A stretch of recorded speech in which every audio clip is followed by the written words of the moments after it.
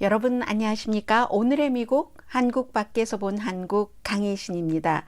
네, 오늘 여러분들 독립기념일 연휴를 지내고 계시는데 제가 한국에 대해서 아주 가능하면 간단하게 짧게 리뷰를 해드리겠습니다. 당연히 이번 주에는 한국과 일본과 미국 지도자가 나토 회의에서 정상회담을 끝내고 그 이후에 여러 가지를 각 나라는 물론이고 중국과 북한도 쳐다보고 있기 때문에 그 내용을 중심으로 말씀드리겠고요. 맨 마지막에 전해드릴 그 foreign policy가 좀 정리를 잘 해놓은 것 같습니다. 물론 오늘의 미국을 평소에 늘 듣고 계시는 분들, 그리고 국제 정세에 굉장히 그 관심을 갖고 계시는 분들께서는 다 알고 계신다고 생각하실 수도 있겠지만, 그러나 이제 한번 정리가 좀 쫙 되는, 왜냐하면 처음에 발생하고 나면은 물론 다 전해드려야지 될 내용을 전해드리지만 이 내용 저 내용 이렇게 하다가 오늘 같은 날 이제 한번 정리해 보시면 좋으니까는요, 여러분들 잠깐 스탑해 두시고 차를 가지고 오셔도 좋고 얼음을 가지고 오셔도 좋고 제가 가능한 한 빨리 끝내드리겠습니다. 그런데 오늘 그 내용을 전하기 전에 미국의 거의 모든 매체가 보도하고 있는 한 가지부터 브리핑해 드립니다. 북한이 결국은 코비드-19 발병의 근원이 남한이다. 그것도 남한에서 풍선, 열기구의 전단을이라든가 여러 가지 USB라든가 북한 체제를 비난하고 북한 지도자를 비난하고, 그리고 이제 남한이 얼마나 살기 좋은 곳인가 하는 것을 알리려는 목적의 열기구, 그 안에 들어있는 그 어떠한 그 물질에 의해서 코비드-19이 제일 처음 발생됐다, 이렇게 주장을 했습니다. 그러니까 처음에 얼핏 들으면 아니 무슨 그게 그럴 수가 있겠어? 라고 생각할 수도 있겠고, 그러나 또 자세히 그 미국 매체가 자세히 그 취재를 했거든요. 이게 맞는 거야 틀리는 거야? 이 정도로 생각하실 수도 있는 거고요. 모든 가능성은 다 열려 있는 것이니까 한국 정부에서는, 지금 국방부에서는, 통일부에서 그럴 수가 없다, 절대로 그런 일은 없을 것이다, 그럴 수는 없었다 라고 얘기를 하는 것이고, 사실은 이 코비드-19이 공기로 전염되는 것인데 그렇게 한국 딱 남한이라고 지목하지는 않았습니다, 북한이. 그런데도 어쨌든 군사분계선, 휴전선 어디에 무슨 마을에서 누가 4월 달에 그런 것을 만지고 됐다 하는 것은 결국은 전가하는 것이나 마찬가지잖아요, 남한 측으로 해서. 굉장히 자세히 보도들을 하고 있고 전해드리겠습니다. 국경을 넘어간 전단, 물건, 전단뿐만이 아니라 USB도 있으니까 그런 것들 때문에 그랬다. 직접 한국 비난하지는 않았습니다. 어떻게 표현했냐면 풍선, 바람, 기후 현상에 의해 넘어온 외지의 물건에 성경도 들어있고요. 거기에 작은 성경들도, 그런 것, 달러도, 미국 달러, 돈도 들어있고, 거기 누군가를 만진 사람이 그렇게 됐다 하는 얘기입니다. 전에 이것을 쭉 보면 북한은 항상 어떠한 그 열기구, 풍선 등에 의해서 북한으로 이 같은 것이 넘어가는 것을 무척 싫어했고, 대부분은 이제 탈북자들이 이제 이런 일들을 많이 하시잖아요. 문재인 정부에서는 그렇게 하는 것을 불법이라고 했었고, 다 이제 생각을 해보시면 기억이 나는 그대로입니다. 한국 정부가 분명하게 얘기를 했습니다. 열기구 발사로 북한에 코비드-19이 들어갔다는 것은 불가능한 거다. 그런데 북한은 이제 한국과 동남쪽의 접경 지역 금포리, 이포리, 금포리라는 게 더 큰 지역이 금강군이 이포리겠죠. 금강군 이포리일 겁니다. 금강군 이포리에서, 그러면 이제 남한 쪽으로 보면은 강원도, 인제군, 서화면, 양구군 해안면과 접해 있는 그런 그 남북 접경 지역이랍니다. 거기서 4월 초에 그곳에 있던 북한 군인과 5살 어린이가 이렇게 어떠한 그 남한 쪽에서 온 물건과 접촉한 뒤에 코비드-19 양성 판정을 받았다. 그러니까 그 말이잖아요. 한국을 꼭 집어서 비판을 했던 하지 않았던, 한국 정부는 그동안 어떻게 생각을 했었는가 하면은 아무래도 남한 쪽보다는 중국과의 국경이 조금 더 허술하죠. 그래서 그쪽에서 이제 북한 쪽으로 넘어 들어가지 않았을까 이렇게 추측을 해왔습니다. 그러면 이것은 그동안도 어떠한 그 풍선 열기구동을 통한 전단 살포에 북한이 무척 아주 그 예민하게 반응을 했었는데, 이번에 코비드 19까지 그렇게 연결을 시켰다면은 앞으로 국경 인근의 군인 또 그 주민들을 이러한 것들을 만진다던가 가져간다던가 하는 것을 상당히 단속을 할 수 있는 그 신호라고도 볼 수 있다는 거죠. 당연히 누구나 상상할 수 있는 일이고, 뉴욕타임즈를 포함한 미국 매체가 그렇게 해석들을 하고 있습니다. 남한에 살고 있는 지금 탈북자 박상학 씨가 제일 유명하잖아요. 사진에서 보고 계시는 이분이 4월 달에 한 달 동안 뉴욕타임스 보도입니다. 풍선으로 전단을 100만 장이나 보냈다고 주장을 했습니다. 그분의 주장입니다. 풍선 안에 넣어서 전단을 100만 장이나, 100만 장이면 정말 많은 전단인데요. 지난달에는 북한이 코비드 19과 이제 치료를 하는데 도움이 되도록 의료용 마스크라든가 비타민, 해열제를 담은 이 열기구를 보냈다, 풍선을 보냈다라고도 얘기를 했습니다. 그러면서 박상학 씨가 하는 얘기가, 북한에 있는 동포들에게 바이러스를 퍼뜨릴 생각을 내가 할 정도로 제정신이 아닐까? 난 제정신이다. 그러지 않는다라고 말했습니다. 그런데 할 수 있다면 김정은 위원장에게는 바이러스 보내는 것을 꺼려하지 않을 것이다.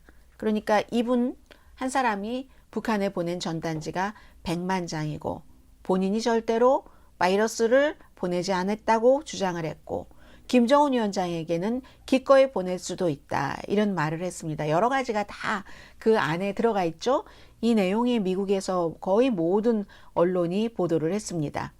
제목들은 똑같이 일률적으로 북한이 이 코비드 19이 한국 쪽에서 넘어온 것이다 라고 주장을 했다는 겁니다. 더군다나 다른 나라들이, 요즘이 21세기인데 어느 나라가 뭐 서로 적대적이라고 저쪽이 나빠요 하면서 풍선에다가 뭐 잔뜩 뭐를 실어서 보내고 하는 일은 없잖아요. 그런 일을 하는 것이 좋다 나쁘다 하고 아무 상관이 없이 그런 나라가 없기 때문에 우선 처음에는 너무 좀 뭐라고 할까요? 생소한 거죠. 생소하고 그 생소한 내용을 이런 형태로 보도들을 했습니다. 그리고는 이제 윤석열, 기시다 후미오, 미국의 그 바이든 대통령, 조 바이든 그 대통령, 세 사람이 뭐 나토 다른 얘기는 다 이제 접어두고 한미 일에 관해서만 보도를 해드리겠습니다. 한마디로 얘기를 하면 그거잖아요. 한국과 일본과 미국이, 북한이 지금 뭐 핵실험 위협 같은 것도 이미 예고됐고, 이렇게 위험한 상황에서 결국은 북한이 어떠한 일을 할 때 한국과 미국과 일본이 공조를 해야지 된다. 그 공조에는 이제 군사 훈련도 포함이 돼 있고요. 이러한 것에 합의를 했습니다. 그러자 일단 중국 반응부터 전해드리겠습니다. 중국 반응에 대해서는 학계와 중국 정부가 약간의 그 차이가 있는 것 같습니다. 그래서 당연히 중국 정부에서는 지금 특히 이제 주한 중국 대사는 다시 생각해라, 한국에 대해서. 미국과 가까이 가면서 중국에서 멀리 떨어진다고? 그건 아니지. 한미 수교 30년을 맞아서 이런 얘기를 했고요. 그리고 윤석열 대통령 자신은 나토에서 연설을 한 게 딱 뭐 중국이다, 러시아다라고 꼭 집어서 얘기를 하진 않았지만, 세계의 공통적인 가치의 위협이다, 러시아와 중국이. 그 정도의 힌트는 줬다는 겁니다. 중국도 나토 확장에 굉장히 예민해서 무슨 뭐 새 그릇에 헌수를 붓는 것이다.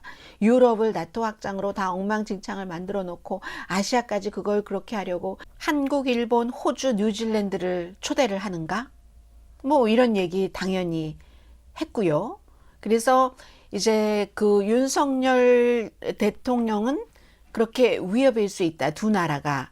세계의 그 보편적인 그 가치에 이런 얘기를 하면서 그게 이제 직접적으로 우크라이나 전쟁에 대한 러시아의 책임, 그리고 중국이 이제 국제사회에서의 어떤 책임을 말한 것이다.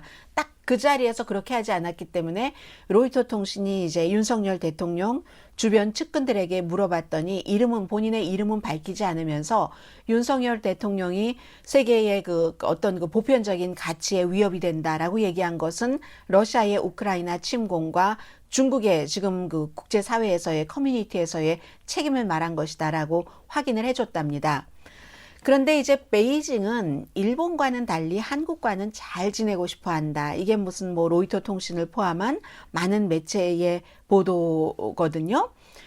그렇지만 반대로 또 퓨 리서치사가 올해 조사를 해봤더니 한국 국민이 중국에 대한 감정이 너무 나빠졌습니다. 19%만이 중국에 대해서 호의적이다라고 얘기를 했는데, 같은 조사에서 미국에 대해서 호의적이다라고 얘기한 사람은 89% 반대네요. 중국과 그 정도가 나왔습니다. 그런데도 이제 시진핑 중국 국가 주석도 좀 이렇게 뭐라고 할까요? 이데올로기 차이가 뭐 예를 들어 한국과 중국 사이에 크다던가 어떠한 조금 굉장히 나쁜 상황으로 가려고 한다던가 이러한 것을 다운플레이 했다라고들 보고 있습니다. 한국이 그 중국과 미국, 말로는 그렇게 시진핑 중국 국가주석이 한국이 뭐 미국과도 잘 지내고 중국과도 잘 지내고 이 사이에서 지역 평화, 안정, 번영을 위해서 그런다는 거. 그래서 중국이 무슨 한국이 뭐 다른 나라와 잘 지내는 것이라던가 뭐 이러는 것을 싫어한다던가 아니면 그 중국에 대해서 비호감을 갖고 있는 다른 나라 국민들이 많이 있는데, 그 같은 것은 중국에 대해서 잘못 알고 있거나 정보가 부족하기 때문에 그렇다. 이런 형태로 이제 시진핑 중국 국가주석을 얘기를 하면서 중국 공산당은 언제나 자유와 민주주의를 강조한다. 중국 공산당이 언제나 자유와 민주주의를 강조하고 말로는 강조를 하죠. 그런데 이제 실천이 안 되니까 자국민이라도 그 정권을 잡은 사람에 반대하면은 뭐 어느 날 없어지잖아요.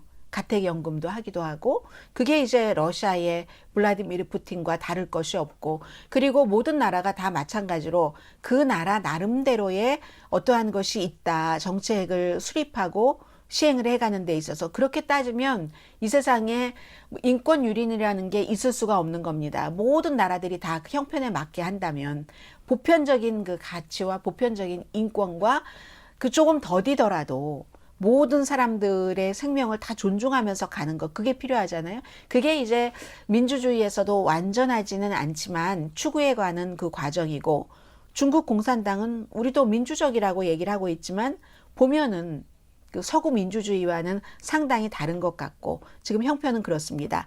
그런데요, 제가 이 내용은 사우스 차이나 모닝 포스트의 보도입니다. 중국이 앞서 한국 주재 중국 대사는 한국에 대해서 아주 그 불편한 심기라든가 이런 것을 그대로 드러냈는데, 학자들이라든가 전문가들은 또 조금 더 다른 생각을 갖고 있는 것 같기도 합니다. 말하자면 한국과 일본과 미국이 3자가 평양이 지금 그 핵위협을 하고 있으니까 거기에 대해서 서로 이제 어떠한 협약을 하고 우리가 긴급히 아주 진지하게 생각을 하고 대처한다. 이런 것을 했었을 때 거기에 대해서 중국도 이 세 나라들과 마찬가지로 방위회담, 어떤 국방회담을 소통으로 강화해야지 된다. 그들의 그러한 것을 비난만 할 게 아니라 소통으로 중국도 함께 해야지 된다라고도 얘기하는 사람들이 있고요. 그리고 중국의 지금 한미일 그 3국의 이 같은 그 협상 같은 것이 극박한 위협은 아니라고 했습니다. 그렇기 때문에 지나치게 강한 반응을 보일 필요가 없다. 지금까지 중국의 주한 뭐 중국 대사라든가 아니면 중국 외무상의 발표라든가 이런 것은 최고의 지존인 그 시진핑 중국 국가주석보다 훨씬 강했습니다. 원래 그러잖아요. 최고는 좋은 말 좀 하고 그 아랫사람들이 나쁜 말, 악인 역할, 악당 역할은 다 맞는 거잖아요. 근데 지금까지는 굉장히 강하게 얘기를 했는데 그럴 필요가 없고, 중국도 같이 이제 방위 대화 같은 것을 해야지 되는데, 그런데 이러한 우려는 있다는 거죠. 세 나라가 함께 뭐 합동 군사 훈련도 더 자주, 더 많이, 더 진지하게 하면은 북한이 생각할 때는 우리에 대한 도발이야, 이렇게 판단할 수 있죠. 북한으로서는. 그렇기 때문에 북한을 더욱 그 위험한 곳으로 몰고 갈 수는 있다, 이 같은 경고는 했습니다. 그렇지만 역시 그 사우스 차이나 모닝 포스트가 보도하기를 중국이 너무 서두를 필요가 없다. 물론 북한이 핵실험을 하면 그때는 이제 중국도 불편해지고 여러 가지가 있기는 하지만 하면서 이제 나토에 대해서는 여전히 중국이 좋아할 리가 없잖아요. 그러한 것들을 뭐 북미에서 미국과 캐나다 2개국 그리고 유럽에 30개국 플러스 이번에 스웨덴과 핀란드의 그 가입 신청을 받아들이고 가입을 초대하고 했었던 이런 다 유럽과 미국 국가들인데 아시아에서 중국은 빠지고 4개 국가가 그것도 한국과 일본이 들어갔죠.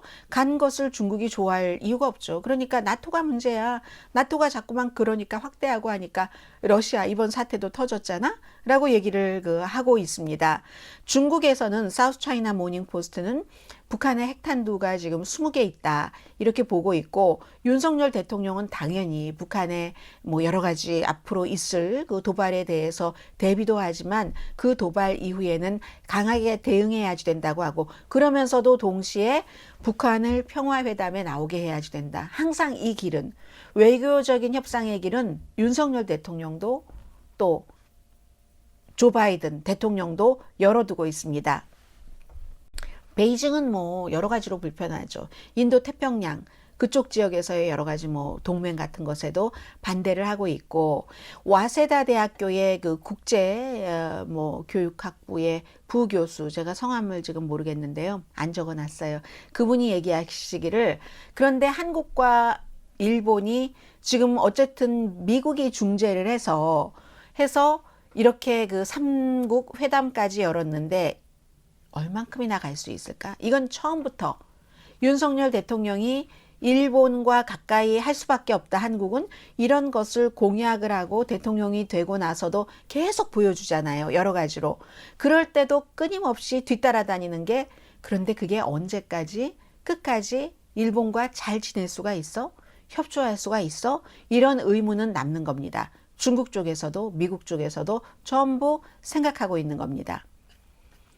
이제 그 부분에 대해서 포린 팔러시는 뭐 국제 정치에 있어서 전문 그 잡지니까요. 이 포린 팔러시의 외교 국가 안보 그 분야가 전공인 기자입니다. 로비 그래머 기자가 썼습니다.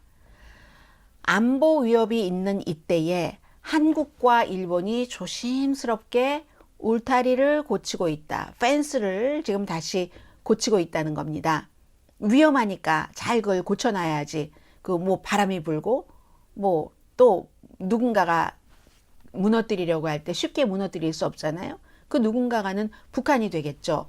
워싱턴이 자극을 많이 하고 조정도 해서 한국과 일본이 깊은 그 역사적인 긴장을 이겨내기 위한 조치를 지금 일단 취했는데, 현재까지는 결과가 좋다고 봅니다. 좋다고 보는데 이걸 처음부터 지금까지 쭉 다시 한번 되돌아보는 기사입니다. 윤석열 대통령이 취임을 할 때 그때 기억나실 겁니다. 중국에서는 최고위직을 보냈어. 그런데 일본은 총리가 안 왔네? 맞습니다. 윤석열 대통령 측에서는 기시다 후미오 총리가 와주기를 요청을 했습니다. 그런데 총리가 오지 않고 바로 아래 외무상이 왔었죠. 그 하야시 요사마사 외무상이 왔었는데, 이 요사마사 외무상이 온 것이 아주 낮은 직급은 아닙니다. 충분히 한국을 고려했다고 생각하기에 이너프할 정도. 그렇지만 최고로 높은 하이이스트인 그 총리는 아니잖아요. 이건 무엇을 보여줬는가? 이 기자가 얘기를 하는 겁니다. 한국과 대화할 뜻이 있다는 분명한 신호를 보여줬지만, 그렇지만 막 너무 오랜 동안 이 문재인 대통령 당시에 끌어올랐던 양국의 분쟁을 장기적으로 해결하는 게 참 어려울 것 같다. 기시다 후미오 총리도 일본의 매파의 눈치를 보고 본인이 못 오고 안 오고 그 아랫사람을 보낸 거잖아요. 그렇게 우선 한 자락 깔아둡니다.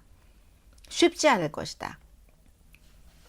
어쨌든 두 나라의 새로운 지도자가 들어왔고 일본도 총리가 10월 달에 바뀌었고 한국도 5월 달에 대통령이 바뀌었고 그 사이에 중국은 이제 주변 국가들, 일본과도 마찬가지고 주변 뭐 다른 국가들과 대만을 아주 그 중심으로 해서 위협이 되고 있고 북한도 핵 위협이 되고 있고 이 상황에서 미국은 서울과 도쿄를 어떻게 하든지 울타리를 고쳐서 완전히 이제 이 뭔가를 좀 잘 해보려고 하는 그런 입장이잖아요. 근데 미국으로서는 너무 보드랍게 밀면은 그러면 어떠한 그 모멘텀이 안 온다는 거죠. 모멘텀과 추진력을 잃어버릴 수가 있다는 거죠. 그렇다고 좀 빨리 좀 강하게 손잡고 하세요. 너무 강하게 밀어붙이면 미국이 왜 남의 나라의 외교에 간섭을 해? 이런 비난을 받을 수 있다는 겁니다. 그리고 왜 국내 정치에, 일본 정치에, 한국 정치에 미국이 왜 개입하냐고 이렇게 비난을 받을 수 있다는 거죠. 근데 저는 여기서 미국이 어떻게 하든지 미국은 비난을 받는다에 한 표 겁니다. 오바마 전 대통령이 그렇게 한국의 위안부, 일본이 원하는 대로 합의해 주라고 하지 않았는데 오히려 반대로 말했는데도 한국에 가서 박근혜 전 대통령과 공동 인터뷰를 하면서 위안부 할머니들 뜻에 따라야지 됩니다. 이렇게 얘기하고 그 다음날 일본으로 출발했다니까요. 그런데 지금도 여전히 한국에서는 특히 그 문재인 대통령 그쪽 진영과 그쪽 그 매체에서는 여전히 오바마 때문에 그때 그랬다라고 얘기를 한다니까요. 그래서 저는 바이든 대통령이 어떻게 하든지 자신들의 정치 목적이 있고 자신들의 이해관계가 걸린 사람들은 비난을 할 것이다에 한 표 겁니다. 제 얘기가 맞을 겁니다. 그래도 미국으로서는 그 욕먹을 줄 알면서도 어떻게든 수위 조절을 할 수밖에 없는 거죠. 너무 강하지도 않게 너무 약하지도 않게. 그건 바이든 대통령만 그렇겠습니까? 윤석열 대통령도 마찬가지죠. 뭐 윤석열 대통령 친인척이 일본 사람입니까? 일본에서 어렸을 때부터 잘하고 공부를 해서 일본이 뼛속까지 너무너무 좋습니까? 그것도 아니잖아요.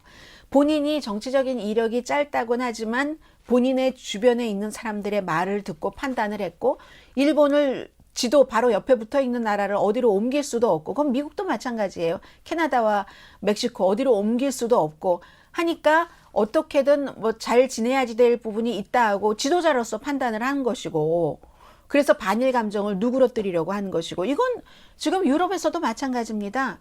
프랑스의 임마누엘 마크롱 대통령이 푸틴과 얼마나 자주 통화를 하든지 어느 나라였던가요? 발티크의 어느 나라의 지도자가 전화는 왜 해? 그렇게 다른 나라를 무력 침공한 인간한테 어떤 때 전화 통화하면요 두 사람이 1시간도 넘게 통화한대요. 영 싫으면 그렇게 통화 못합니다. 아무리 다른 용건이 있다 하더라도 1시간 넘게 통화하고 전화 굉장히 자주 하고 최근에는 조금 좀 멈칫했어요. 5월 3일에 전화 통화하고 아직 안 한 걸로 알고 있는데 각 나라가 다 마찬가지로 임마누엘 마크롱이 하는 얘기도 그 얘기예요. 아니 러시아를 어디로 떼보내냐. 같은 땅에 살고 있는데 그러니까 러시아와 지내야 된다. 그게 앙겔라 머르켈의 독일이었고 앙겔라 머르켈은 꼭 푸틴이 좋아서라기보다는 자신이 완전히 그 기민당, 3인당 이런 그 뭐 녹색당의 역할에서 자신의 당만으로 정권을 잡을 수 없으니까 사회민주당, 3인당과도 잡아야지 되고 3인당은 뼛속까지 친러입니다. 최근까지 뼛속까지 친러. 그러니까 그걸 그렇게 할 수밖에 없었던 겁니다. 그리고 뭐 좀 러시아도 변하는 것 같기도 하고 하다가 이번에 뒤통수를 확 맞은 거죠.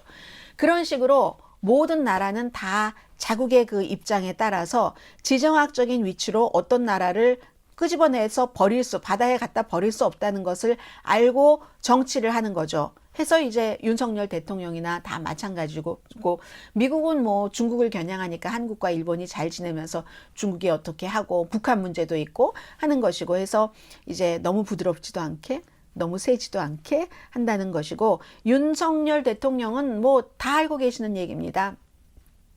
누구를 장관으로 임명하고 누구를 측근으로 임명하고 뭐 일본 관련자들이 많잖아요. 일본에서 대학 공부도 한 박진 외무장관 완전히 무슨 한일 관계가 단절됐을 때 그 문제를 해결해 보려고 노력을 할 의지가 가장 많았던 사람입니다. 그리고 또 뭐 김성한 국가안보실장은요 외국에서도 유명해요. 그분의 그 여러 가지 그런 그 일본이나 이런 것에 대한 식견 같은 것. 그리고 이명박 전 대통령 행정부에서 일했었던 김태효 국가안보실 그 이요. 이분은 뭐 마찬가지죠. 오랜 동안 이러한 부분에서 한국과 미국과 일본의 어떤 그 서로의 관계, 협력을 추진해온 전문가라고 볼 수 있습니다. 그래서 이 세 분이 다 한국과 미국이 아니라 한국과 일본은 잘 지내야지 될 부분이 있다 하는 것을 주장을 하시는 분들입니다. 그래서 이제 이 포린 팔러시는 윤석열 대통령이 인사를 이렇게 임명할 때 보면은 국제적인 이번에 이제 행정부의 인사 임명을 보면은 특히 외교 정책 목표를 굉장히 진지하게 받아들이고 있다.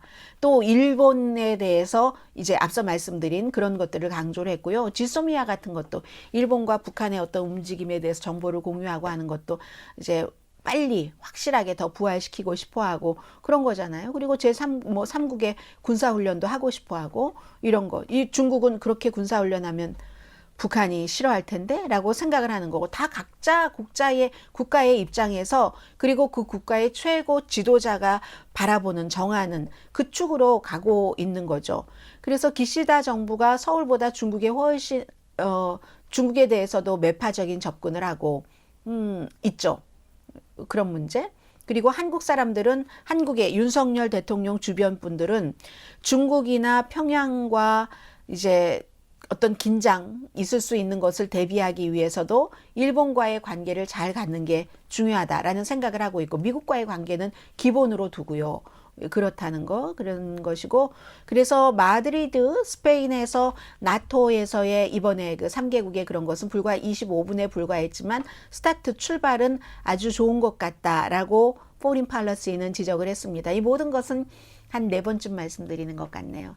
7월 달에 일본 참의원 선거가 끝나고 나서 본격적으로 그때는 이제 일본 총리도 어떠한 일본의 매파 정치인이나 매파 유권자의 눈치를 지금처럼은 보지 않아도 되니까 선거가 끝났으니까 그러니까 두 나라가 좀 우리가 좀 협조해 볼까요? 이 바이든 대통령과 같이 약속하고 했었던 것을 이를 추진해 볼 만한 숨쉬기는 조금 지금보다 나아지겠죠.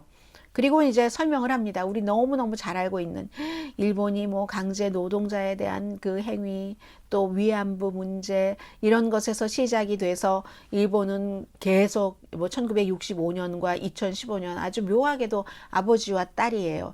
박정희 전 대통령과 박근혜 전 대통령. 박정희 전 대통령이 협정을 했었고 뭐 돈 융자도 받고 그리고 이제 무상 지원도 받고 또 박근혜 전 대통령은 또 이렇다 저렇다 뭐 뒤집고 하고 하는 이런 아버지와 딸과 일본과 연관된 이런 모든 것들이 이제 너무 어렵잖아요. 한국 대법원 판결도 있고 해서 두 나라 사이에 이 외교적으로 이번에 좀 합의를 해놓은 것을 딱 정말 더 철저하게 믿음을 회복할 수 있는 정도까지 가려면 어떤 그 조치가 필요한 것은 당연하고요. 한 번에 once라고 단어를 표현을 했습니다. 한 번에 해결되기는 어렵다. 일단 출발은 됐는데 윤석열 대통령이나 기시다 후미오 총리나 미국 조 바이든 대통령이나 원하는 이런 한미 관계는 어느 정도는 이제 그 조금 제대로 가보려고 하는 첫 발은 디뎠는데 그게 그렇게 쉽지 않다는 겁니다. 그래서 월스트리트저널이 임시로 뭐라 그랬죠? 임시 협상이라고 임시 관계 회복, 임시로 관계 개선, 임시로 관계 개선이 됐다. 어떻게 될지는 아무도 모르는 일이고요. 오늘 한국 밖에서 본 한국 여기까지 전해드리고요. 내일은 독립기념일 당일인데 독립기념일에도 방송사는 쉬지 않습니다. 저는 내일 아침 9시 로스앤젤레스 시간으로 오늘의 미국 정규 방송 시간에 뵙겠습니다. 한국 밖에서 본 한국 강혜신이었습니다.